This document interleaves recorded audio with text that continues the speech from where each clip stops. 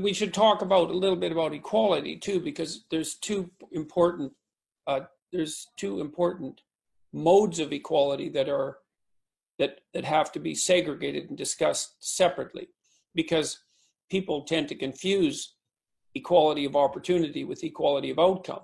Right. And I think that it's perfectly reasonable to be a free market champion, let's say, or at least an appreciator of the utility of free markets, and to be strongly in favor of equality of opportunity, which means that you try to remove from the market system any impediments to people manifesting those talents that would make them effective and competent players in the productive market itself.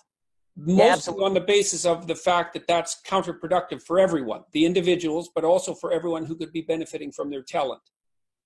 Yeah, that's absolutely true. And I think that's inherent in the idea of markets. It's why when people use terms like crony capitalism, I always think there's no such thing. There's corporatism, which is a better description of it.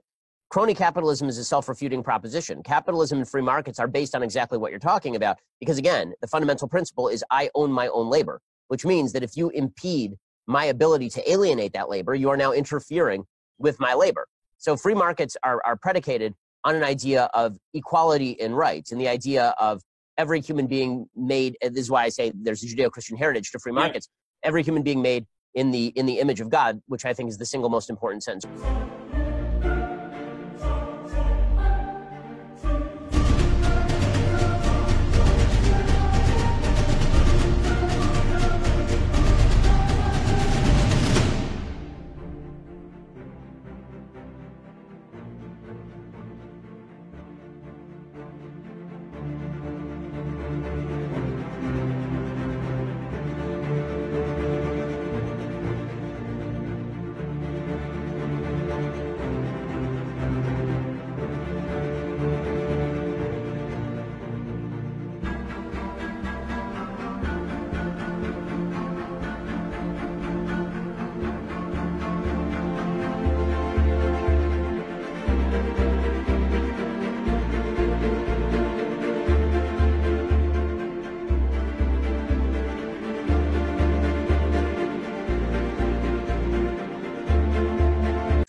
In the history of humanity. Right. And when you abandon, we tend to think that these things naturally occur. This is where you get into the Enlightenment argument. The Enlightenment argument is that you can just reason your way to these things.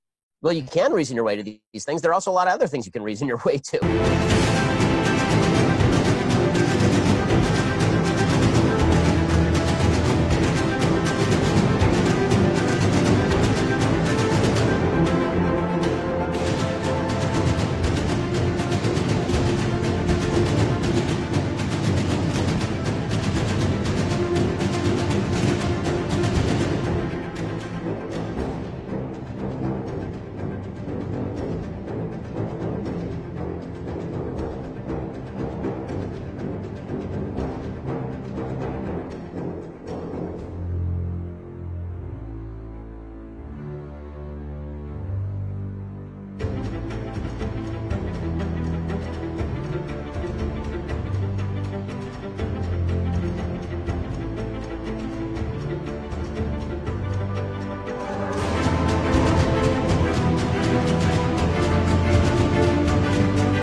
Including communism and fascism. The question is, what are your starting points? What are the actual fundamental assumptions that you make about human?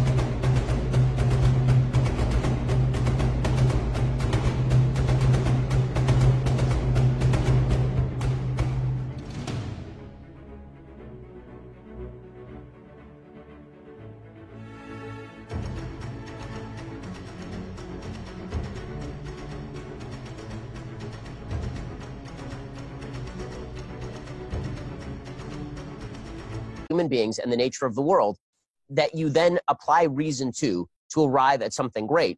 And this is why I'm not a fan of the Enlightenment view that just if we start tabula rasa, we can come up with exactly the system that we've built today.